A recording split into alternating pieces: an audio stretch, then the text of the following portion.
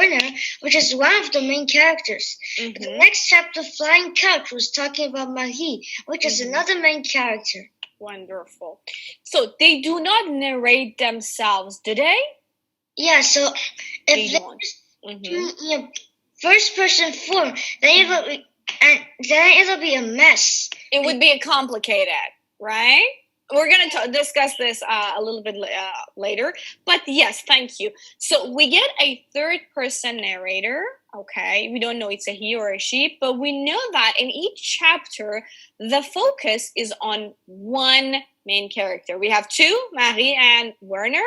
So we get the point of view of one of them in each chapter.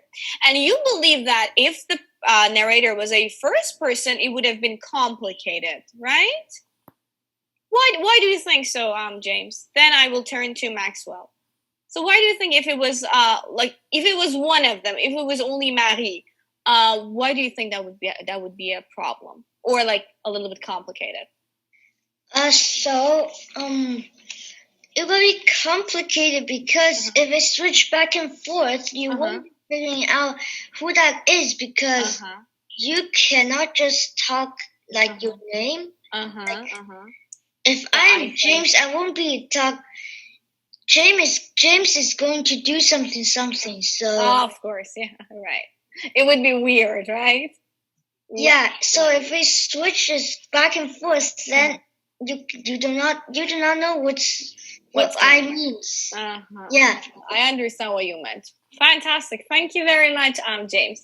So, Maxwell here, we discussed the type of narrators and the points of view. We're going to talk about it a little bit later. But what do you think? Do you think the narrator in this novel was reliable enough? What kinds of information did we get from him or her?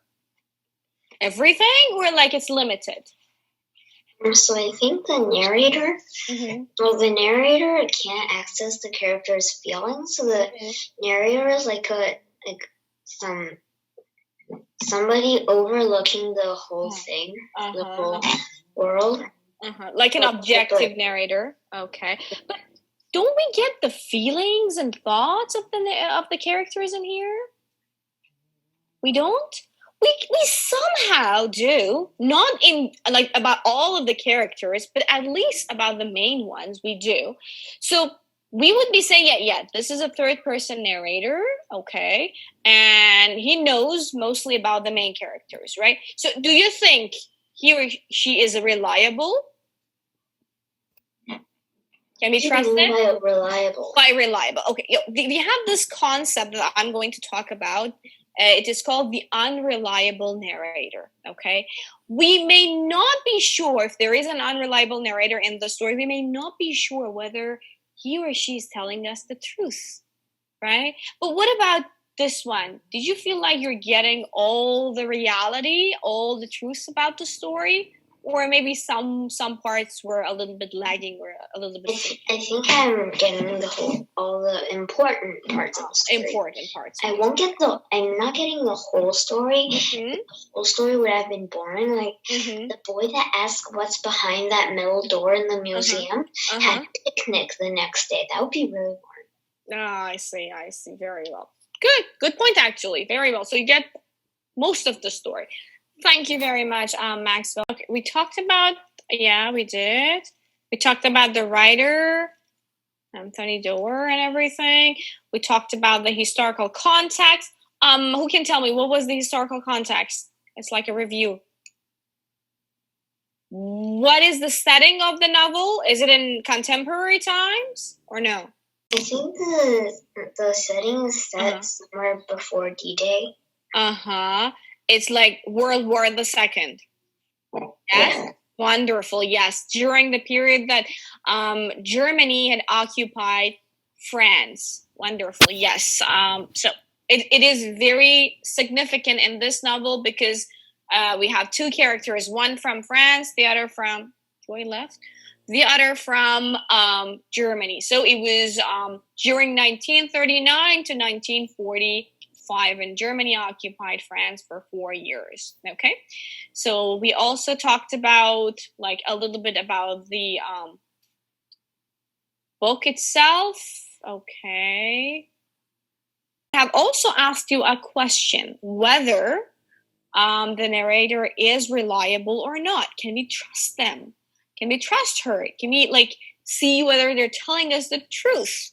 And here we come.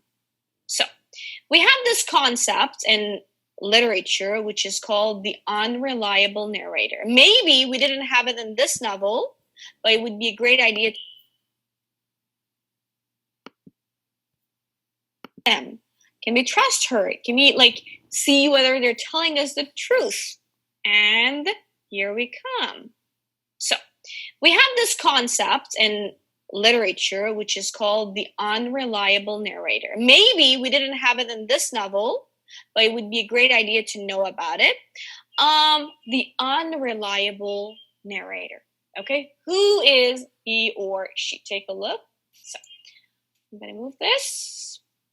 Very well. So unreliable narrators are invented characters who are part of the stories they tell. So they're there. They are not outside of the story. They're either one of the main characters or the secondary characters. So they're within the story. They're not outside of it. And they're invented. So why is the reason that sometimes an author feels like that, okay, I need to employ this type of narrator in my story or in my novel? It's because it shows us, it reveals the gap between appearance and reality. Okay? And how human beings try to ruin or try to hide reality, right? This is what we get. For example, if this novel was told by Marie or Werner because they were children, right, we might not have gotten enough information because their point of view is childlike. They could have been the unreliable narrator. Like what James was discussing, that it would have been complicated, right, James? It would have been complicated if you had a first-person narrator. As the first person, they would have become unreliable narrators, right? Because they were children, and the topic of the story is very heavy. So, yes, when we discuss the unreliable narrator, in this novel, it is not true. We don't have any, but we need to be familiar with what it is or who it is. They are invented characters, part of the story they tell. And the reason why a writer employs an unreliable narrator is to show or to demonstrate or to reveal the gap between appearance and reality. So the narrator may tell us something, but we may see something else, right? Depending on our knowledge of the story. Okay, very well. So tell me, any questions? No. No, wonderful. I have a question. So let me ask Joy. Joy, dear, if this story was told by Werner, how would it have been different? What do you think? By the young boy. How does it get to Marianne then? No, not Marianne. Marie Lord. Yeah, Marie. Yeah. Yes. So how would it be? They're in totally different places. How did they get to Marie Lord? No. I mean, if he saw the story doesn't change. The story would be the same, only that he's telling us the story. The same story, I meant. He can tell us his own mind, but he can't tell other people's minds. He cannot, of course. He cannot. Yes. So do you think the story would have been even interesting as it is right now, or no? It would I prefer the type of narration that they're using right now. Right. Okay, good. Thank you, Joy. Maxwell, dear, what do you think? If it was only Marie or it was Werner and using I, like the first person, how would it have been different, in your opinion? Well, then, if it's Werner telling the story, then the Marie's, the story would be the same thing. But if Marie's telling the story, then Warner's side would be the same thing. Only if the narrator could access his or her feelings.